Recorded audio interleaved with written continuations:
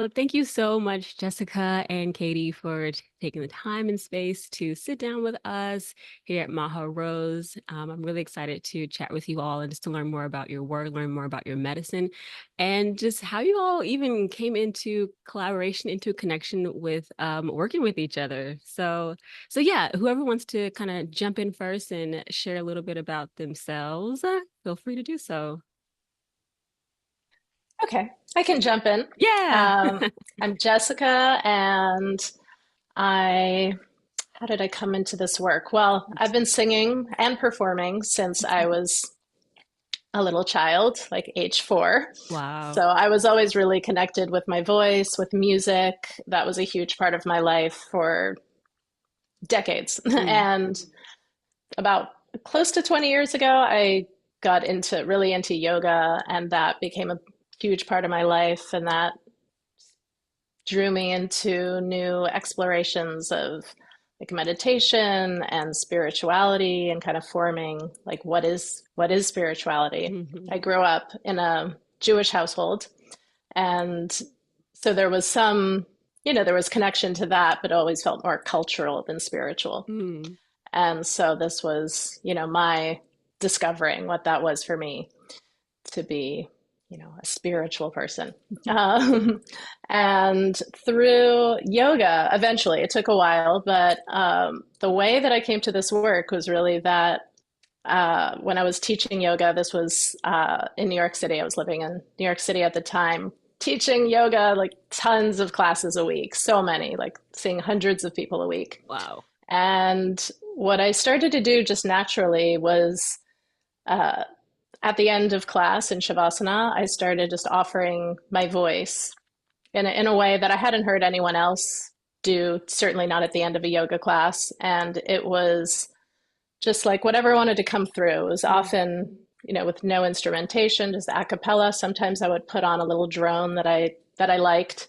At this point, I didn't even have any instruments, any tools, and just my voice. So I just Mm. started doing that, and I started receiving this feedback from students. They would come up and say, "Wow, like what was that? What were you doing?" And I just Mm. was able to drop in this way that I haven't been able to before, and so that got me really curious.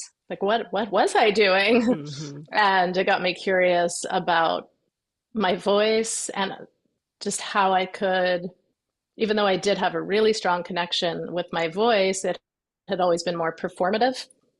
So this brought me into an exploration of my voice as this healing. I don't even like to use the word tool because it sounds like using it, but Mhm. this healing instrument, which it is. So that eventually, quite shortly thereafter, led me to sound healing. People actually just started coming up to me randomly and talking about sound healing. And I was like, Really? okay, Google sound healing. Found the Open Center practitioner, integrative music practitioner training, and I jumped into that. I wasn't really sure even, I hadn't really experienced much, sound healing at that time, but I just jumped in. Mm. And at the same time, I also found a voice teacher because I was searching for someone to guide me to in the exploration that I was already in on my Mhm. own. I was searching for someone who could kind of participate with me or just help me go deeper in that. And I found just the right person at just the right time. And all of these things, yeah, there was this confluence of influences and teachers through the sound therapy program at the Open Center, through that Mm. teacher, that I just opened up this whole new realm of listening and connecting with sound and my own instrument. And since then, which was like 12 years ago now, I've Wow. been offering sound. I started the yoga studio that I already worked at. I started offering sound baths, and at first it was like 2 people, and then it was like 7 people, and then it was like 20 and 30 people. So people started really taking to it. Mm. And as we know, sound has become really, well, we can talk about that later, but it's become so so popular. Mm-hmm. Sound, the sound bath, the sound journey, the sound meditation. Mm-hmm. So yeah, I started offering that. I started also offering workshops in voice in this way that I was exploring my voice, Mm-hmm. and that grew into working one on one, mostly with women. I have worked with men, but mostly I work with women in reclaiming the authentic voice, coming at it from many different angles, as you know, a meditative practice, coming at the limiting beliefs that keep us from the authentic voice, just exploring our instrument and the resonance of our instruments. So really as an embodiment practice, Mm-hmm. and then also just the joy of singing, the pleasure of singing and connecting with the songs that I truly feel are available to all of us, like the songs that can come through us that we can Mm-hmm. receive. So yeah, that's what I've been doing for the last uh, 12 years, is offering sound and also offering this work of vocal embodiment. Mm. Yeah, Wow. That's beautiful. Thank you for sharing. yeah, thank you. What about you, Katie? So I've been in this field of sound and music for much of my adult life. I'm a classically trained flutist, Mm. although I do much more than just classical music. I actually don't do a lot of it anymore. I'm an improviser, multi-instrumentalist. Flute is my primary. I also dabble a little in voice as well. And I play piano and guitar, ukulele, percussion. And I'm a music therapist. So in the state of New York, we're licensed creative arts therapists. So my practice is in creative arts and expressive arts therapies. And I'm in private practice. I have my own business, Soundwell Creative Arts Therapy, where I see clients, mostly adults, although I have worked, of course, with children in the past. And I'm also a teacher and was a professor in music therapy for a number of Wow. years as well. And now I'm completely in my clinical practice up here in the Hudson Valley. And I offer clinical supervision for LCATs, which are licensed creative arts therapists, Mm. and LCSWs, licensed mental health professionals, et cetera, people who are exploring sound and music in their clinical work. So Mm. that's kind of where I'm moving my focus these days. And then I have a full-time private practice. So I work Ooh. with trauma survivors as well, and I bring in a lot of music and sound in my trauma work. I'm also EMDR certified, so I've been working in EMDR, which stands for eye movement desensitization reprocessing, for Mhm. anyone who's curious as to what that stands for. And that is a particular uh, uh, technique that we use in trauma and PTSD, working with PTSD, symptoms of CPTSD. And all of that is informed within my music and sound work and vice versa. So it's an integrative practice that Mm. utilizes techniques in psychotherapy, traditional psychotherapy, to more transpersonal approaches to psychotherapy, and using the expressive arts. So that's sort of that is my profession at the moment and has been for the past 15 years.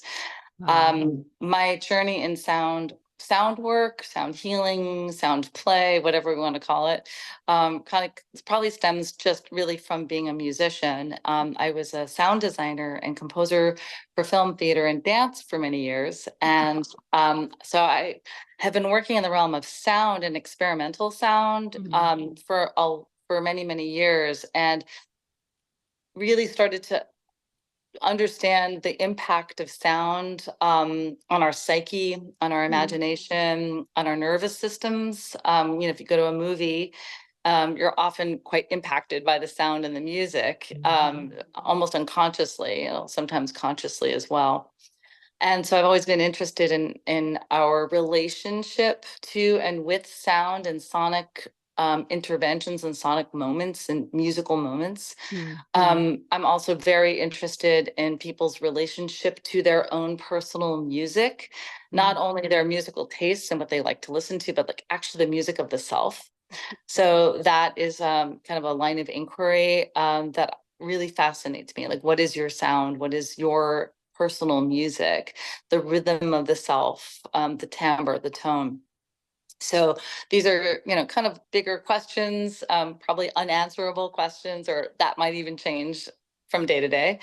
So out of the sound design realm and working in theater, I also started to do a bunch of like different projects, working with kids and working in schools for many years, as a teaching artist and as I was a project manager for many years for a nonprofit where we brought music and art into schools that otherwise didn't really have a lot of access to the arts, which is a very unfortunate reality in this country.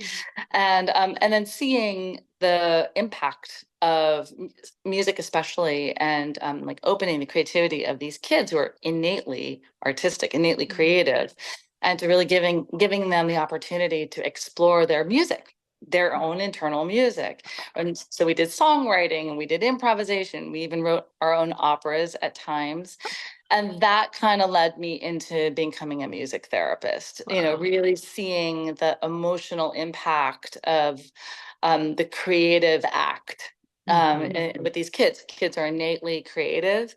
And it's we, the adults, it's our responsibility to give them a platform and a safe space to really explore and push the edges safely to find what that is for them. I worked with a child who was selectively mute, and which is not totally, it's not common, but you do encounter, if you work with children on a regular basis, this does happen. You'll notice that, and there may be some trauma, there may be a story around the selective mutism.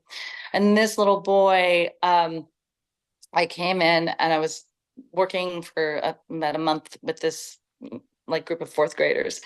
And this little boy was so excited, like he couldn't be contained, and he wanted to take over everything. It was so, it's the first day, and afterwards, it was like, okay, this is going to be great. And I was like, I needed to kind of rein him in, make sure that the other kids had time and space Right. for there. And then afterwards, the teacher came up to me and she looked at me. She's like, that child has not spoken for 4 months until today. Wow.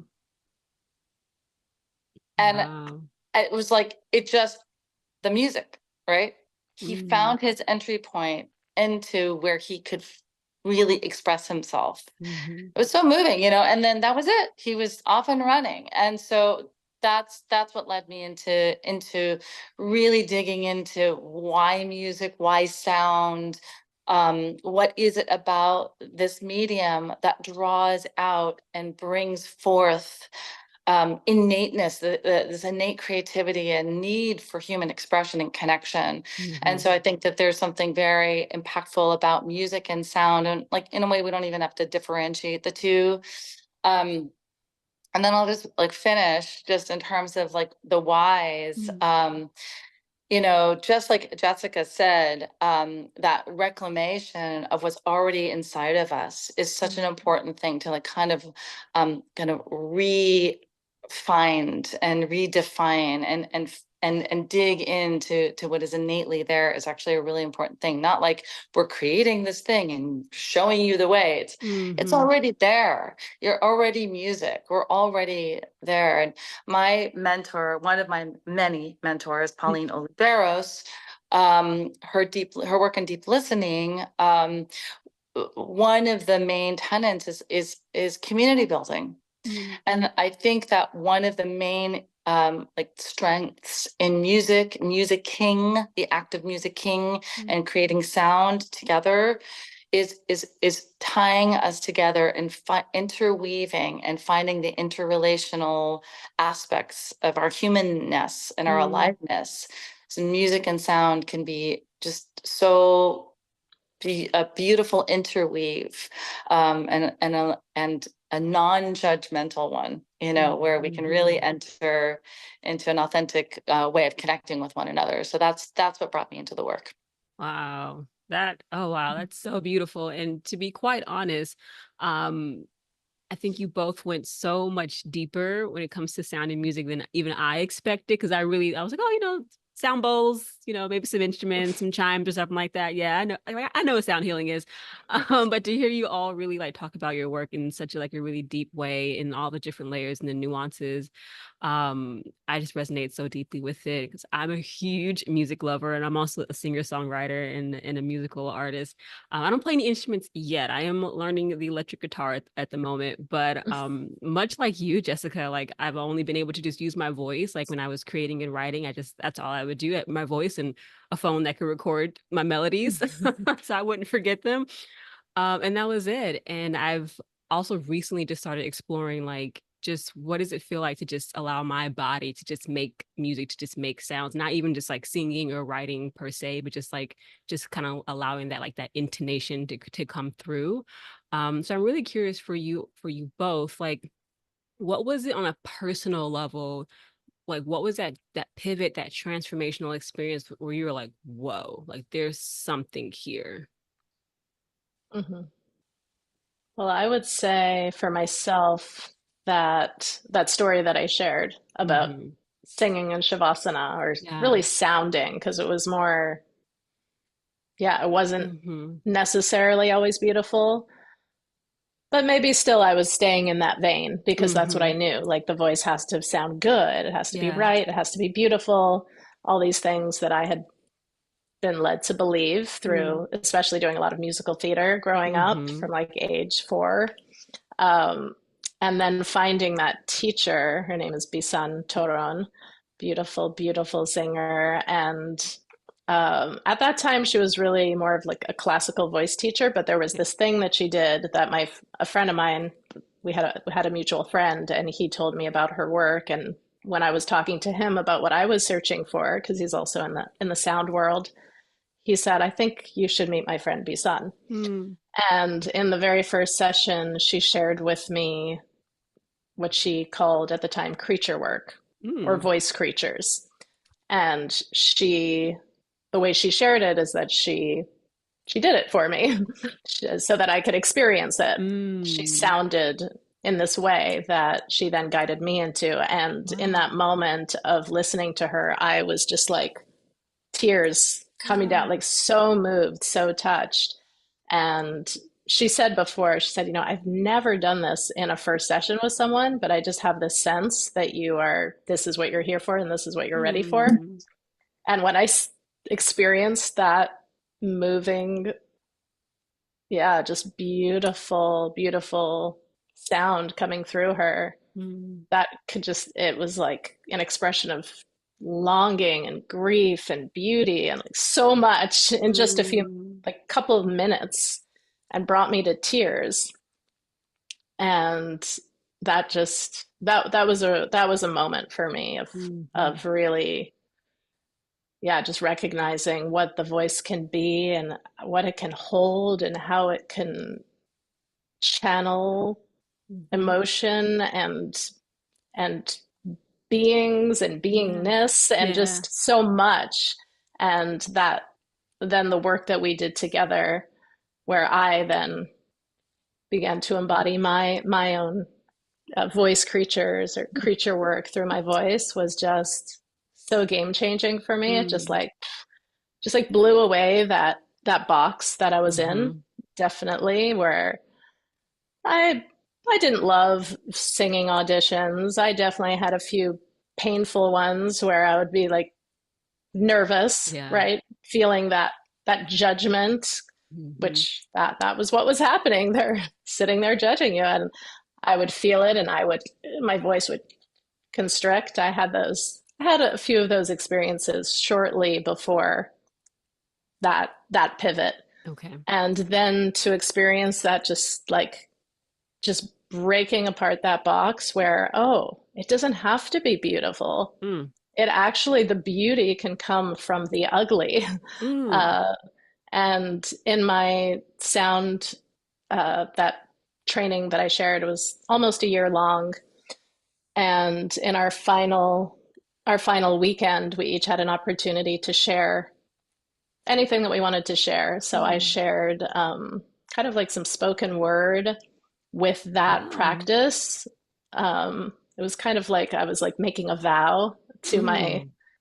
to my voice and how I was going to Mm. walk with my voice moving forward. And I shared that practice, and it was really powerful. And I remember somebody said, uh, one of my fellow students said, as a reflection, he said, I feel like you're going to be sharing that Mm. with others, like you were going to guide others in doing that. I was like, oh, okay. Wow. And sure enough, And look, a here you are.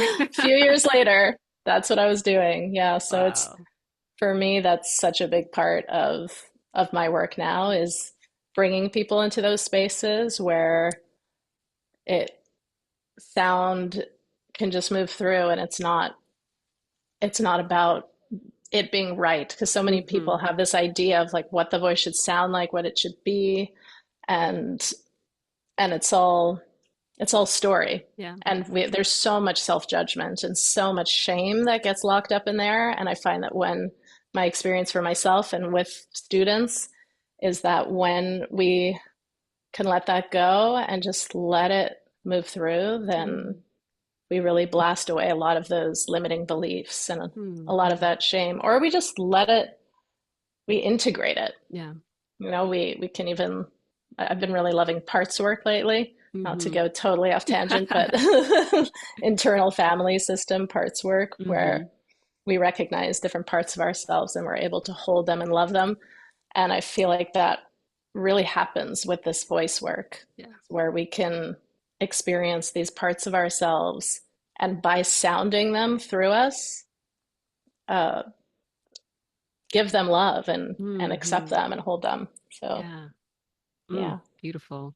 What about you, Katie? What was that moment for you, that pivotal moment where you're like, there's some magic here. There's some medicine here in this work. Yeah. I was like, I don't actually know if there was a pivotal, there have been multiple pivotal moments. Hmm.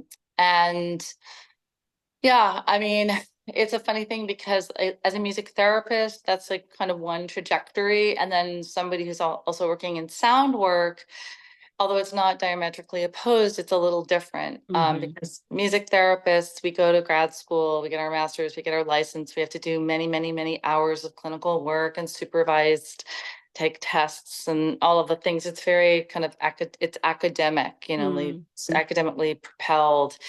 Whereas sound work is it's not steeped in that. There are a lot of rigorous trainings, of course, but it's a little different. So it's a funny, like sometimes I'm get like which one do I like Yeah. choose? I mean, I was a music therapist first, and then I was a musician first. And I think I guess the aha moments are unfolding all of the time. But Mm. honestly, I think probably, and this is kind of funny, but I think the probably one of the bigger aha moments for me is actually when I start to do some of the deep listening work of Mm. Pauline's, um, taking people on sound walks Mm. and just watching and observing when people are finally making a connection with themselves in the world through the art of listening. Mm. That to me probably is the most profound in a way. It's a very receptive, but also proactive act. Hmm.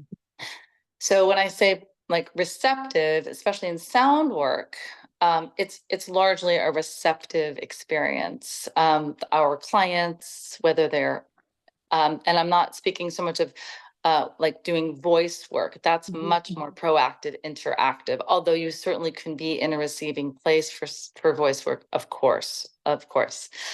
But in terms of like your classic sound bath meditation or receiving Reiki and sound on the table or wherever you are in the space, receiving sound, that is a more receptive experience. Whereas in like a lot of music therapy, it's very interactive. Mm. So there are aha moments in both of these realms. In sound walking, which we don't really consider it as like as necessarily a healing, but it is 100% healing, because when we're out in the world, walking with ears open and all of the senses receiving sound and being in a deep listening space, there's that interconnectivity I was talking about before, and real connection with the self and the world in a very deeply profound way. When we're sound walking, we're touching things, we're smelling things, we're attuning using all of the senses, and it's a way for us to feel completely integrated into the world itself. That to me feels, I would say, like there are moments when I observe people's like, right, Yeah. they have that moment, they are having that aha moment of like, wow, like this is available to me. It doesn't cost anything. Um, and I can do this anywhere at any time. Like, Yeah. yeah, you can. And I really feel like that's a big part of our work. Actually, Jessica and I, we take people on sound walks during our training. We'll talk a little bit about that. Yeah. But I think that's such a really important part of the work, is the listening part, the part where we are still, Mm. the part where we're in a receptive place, whether we are actually like still and just fully receiving, or we're playing, we're in the play field together. It's still about the space between and the listening space. So Yeah. those, I think there have been several moments in which I have like been a witness to, even if I'm doing it or I'm with it with the client or the people, where that listening, that third entity, the space that is there, the listening phenomenon happens, and you can see a conscious or even unconscious shift, or physiologic shift, or an emotional shift with the people that you're with, that you're sharing space with, or that you're working with. Those parts, those moments are like landing posts where you can say like, I'm inspired to keep going. Yeah. And so they just keep unfolding and they keep happening. But again, like I was like trying to figure out like the first moment. Like I don't know. I've been doing it a long time, so I don't really remember. I'm sure it'll come to me later. I'm like, oh, that moment. But anyway, I know I don't want it to sound like too abstract, but yeah, I think that those moments, and Jessica, probably agrees, like that Yeah. those moments are ever unfolding. And we are ever evolving as practitioners. We're Yeah. ever evolving as artists. So what I felt to be, whole and true and correct, or whatever, we want to call it, yesterday is totally different today, True. and just to keep peeling the onion. Yeah. I love that. I love what you also shared about like that third entity being like the space. And I'm curious if either of you feel like that deep listening practice and just also like being more tuned and more aware of what's happening, outside and our surroundings, and observing that. Do you guys feel like that has any impact on really being able to tune into like that inner voice, that like that our intuition, our intuitive guidance, our more of like our intuitive faculties? Do you feel like that practice heightens that as well? Yeah. Absolutely. We're both, Yeah, yeah, yes. yeah. Yeah, it's the more, it's like, when do we have those moments where we feel really connected with ourselves? Probably times where there's space, where there's quiet, when we're in nature, when we're on the top of a mountain or by the ocean, and we're just in that gentle space of Yeah. listening. Yeah. Even if we're not thinking, I know that when I get into just even on the beach, just close to the ocean, and I just hear the waves coming in, something just happens to my whole nervous system, just Yes. like, and I'm, and that allows me to, even without thinking, oh, I'm listening to the waves, Mm-hmm. it just happens, just the nervous system settles. And Mm-hmm. often in our trainings, we ask people, what is the sound? What are the sounds that calm you, or what is the sound that you just brings you home? And it's so often those nature sounds, Yeah. right? Birds and wind and rain and ocean. Um, So yeah, being in Mm. those spaces where we're just in that place of deep listening, absolutely, in my experience, brings me into my, or makes me able to hear the inner Mm. voice more clearly. Mm. I love that. Yes, I'm so curious, because I know you both have a school, a level one sound school coming up at Maha Rose, Brooklyn, I believe November 15th through the 18th. And I'm so curious, how did you two meet? How did this sound school level one training start to evolve? What was the sort of like origin story around that? Hmm. Mhm. I believe we can collaborate on this response. I believe it was, I think it was when I was pregnant, which, right? Was that when I I mean, think so. we had crossed paths through Yeah. the sound world Mm. before that. And then actually,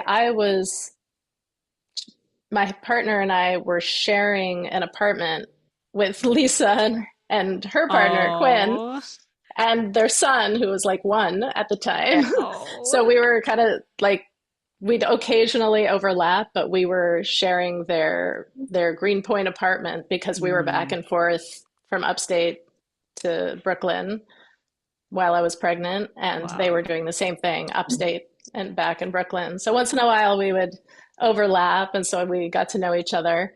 Oh. And I was sharing about my work with Lisa, and she said, "Oh, I want to connect you with Katie. I feel like something can happen here." So I remember we got together for coffee and we talked about creating Sound School, and boom, it happened. What? Yeah, that's pretty much, yeah. It was like the Lisa Levine dating service, you know? Oh.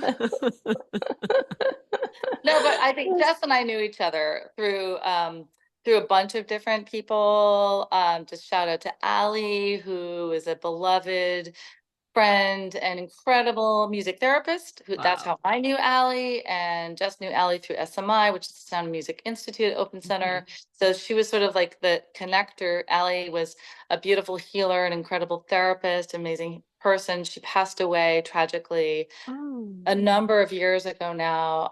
But she was actually like one of the threads that Mm. brought Jess and I together. So I was going to always feel like Allie's sort of with Mm, us. But mm, and those who pass, those who go into the next realm, they still are with us in so many other ways Yeah. and energies and things like that. So, going back to like the idea of listening, not just listening to what's in front of us, but listening to what's, you know, literally in the past that's Mm. coming into the present.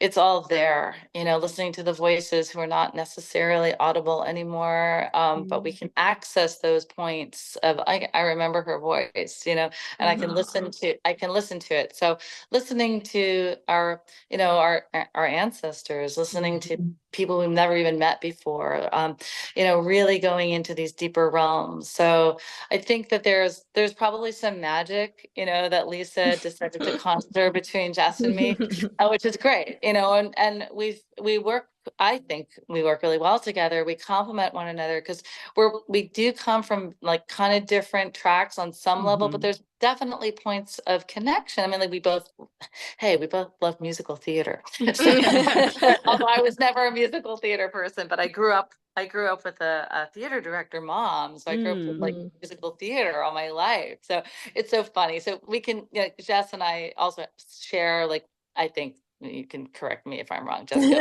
but we have a good sense of humor. We laugh a lot. We like to Yes, bring the silliness Mm. to our trainings. And I definitely. think that that's where Jess and I, when we first really started to talk about this, we realized that we were kind of like on the same page. Then Mm. there wasn't a lot of well, this is how I do things and we're going to do Right. it this way. It was more of like, Right. hey, let's figure out what the two of us do rather than this is what Jessica does and this is what Katie does. This is what Jess and Katie do Mhm. together. And then, of course, there are moments where Jess shines, doing her voice work, and, there's space for that, or where I, do my deep listening work or Mm. some more practical things with instruments.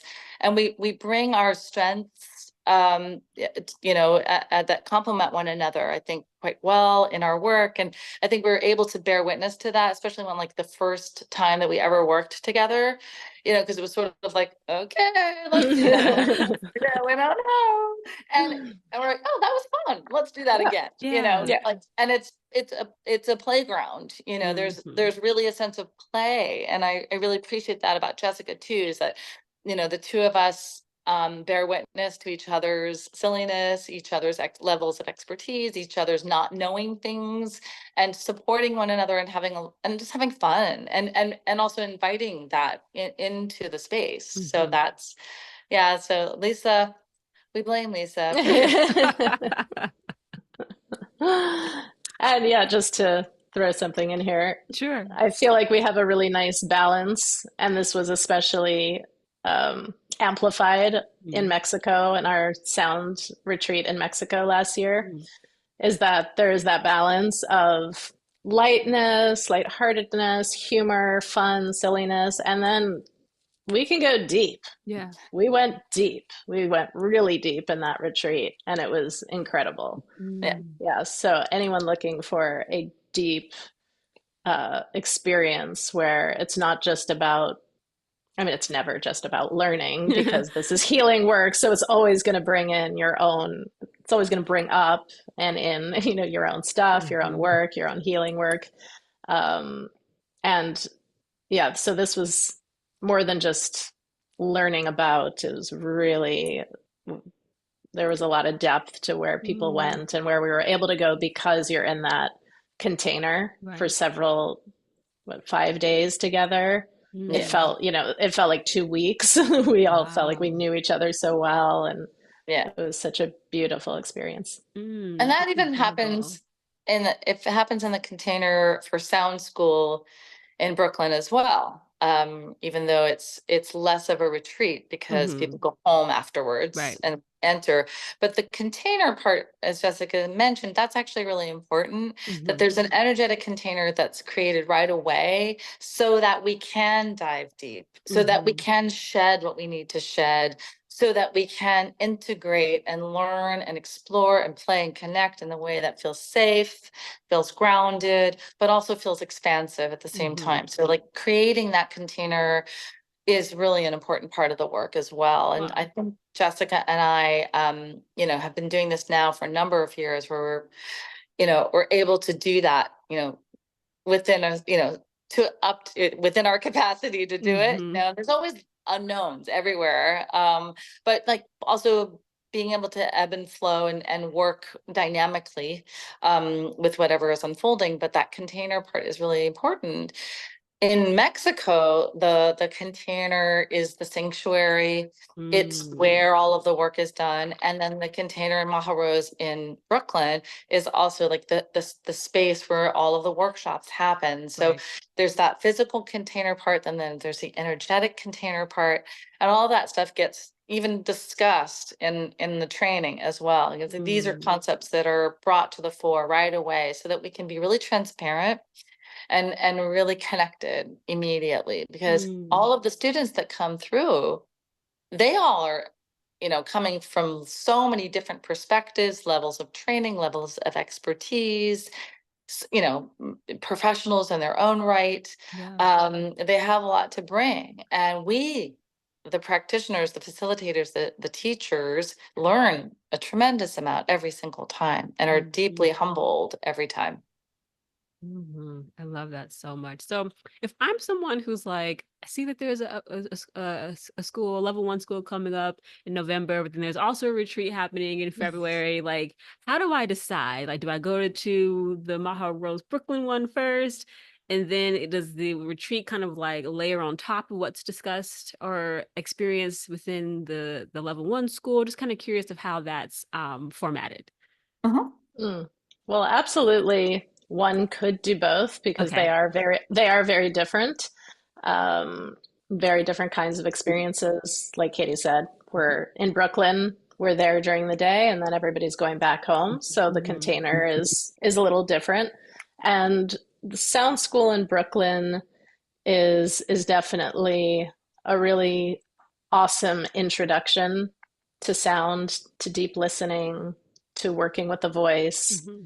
And like I said, there's always healing involved, but it's definitely an educational journey, Mm-hmm. where you get to practice with instruments. The same goes for our experience in Mexico, um, but we're on retreat. Yeah. So retreat just creates, you're away from your home, Mm. you're in that container as we talked about. It just much more can, in my experience, more can bubble up to the surface, and you can Mm. do more work with your own stuff. You're with in your on your healing journey, whatever that may Mm-hmm. be, when you're in that container away from home. In this also very powerful place, Mazunte, we learned is whoa. Oh, There's like really?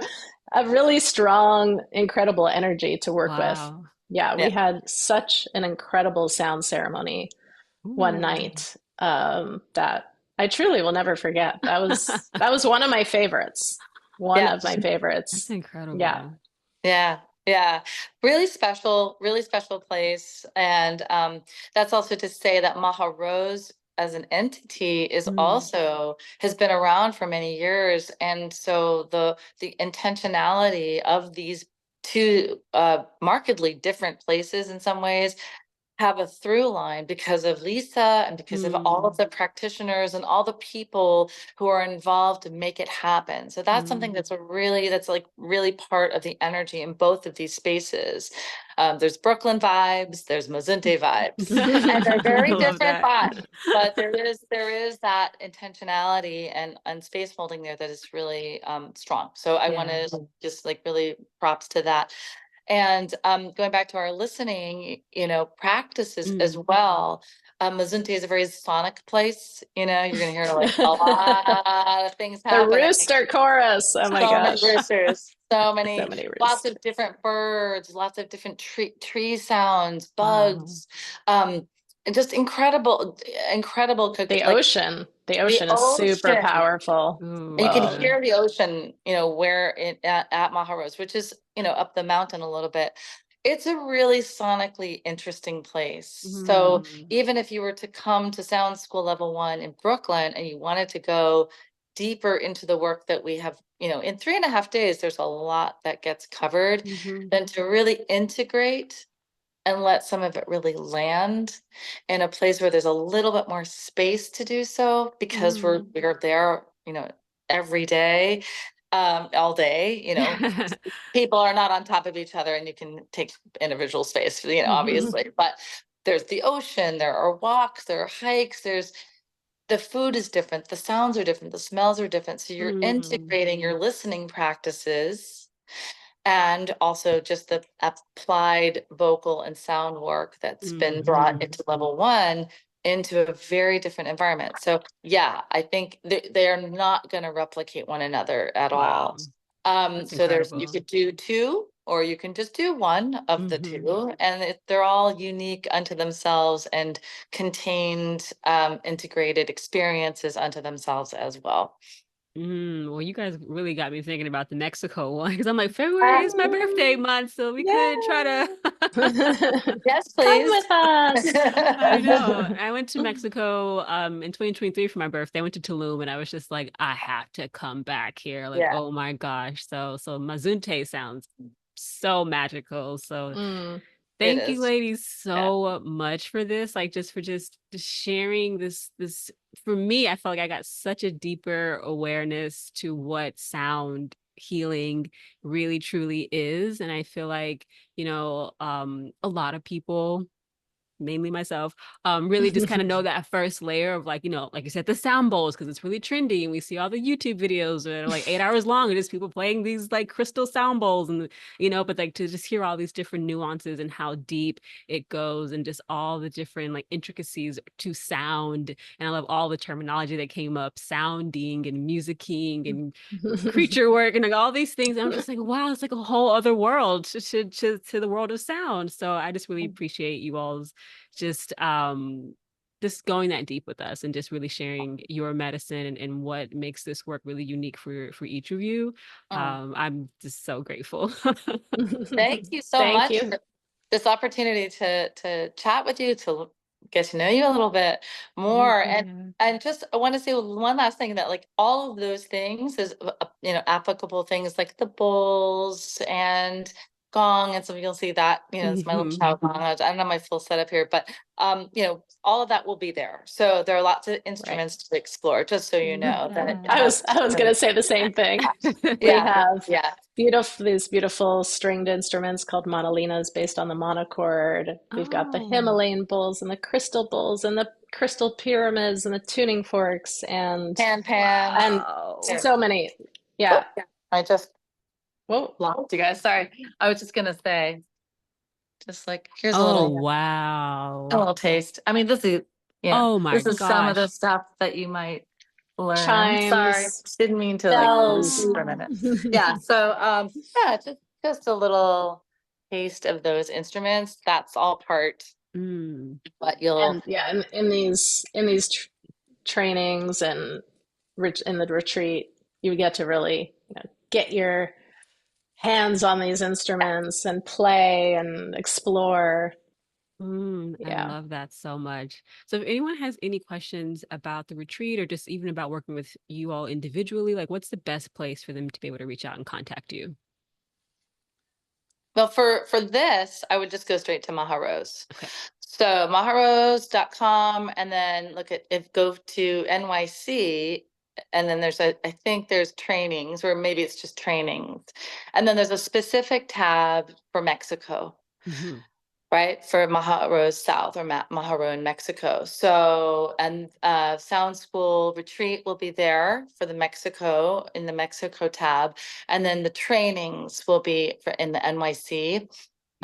So go to Maha Rose. And then of course, Jessica has her own website, which she'll tell you about. And then I'll tell you about mine. Yeah. Yeah. You can check out my website. It's Jessica Caplan. That's Caplan with a C. jessicacaplan.com, and through that you could reach out to me and I will be sure to respond. And beautiful. Yeah, I love getting on calls with people. I do many calls a week, just connecting with people, hearing about their what their relationship with their voice is and what they're looking to shift in that relationship. And I love those conversations. Yeah. Beautiful. And I would recommend working with Jessica. She's amazing. And my website is soundwellcenter.com. So all 3 words together, Soundwell Center. And this is my little barn space. So we do events, workshops up here, and then I do individual work and trainings as well, and even individual psychotherapy. So people can holler about all of that kind of stuff. And I think Sound School, Maha Rose Sound School, is also on our respective sites. So you can kind of go through our sites if you want to, and then learn more about Sound School, or go directly to Maha Rose, which is probably the fastest way for these particular offerings.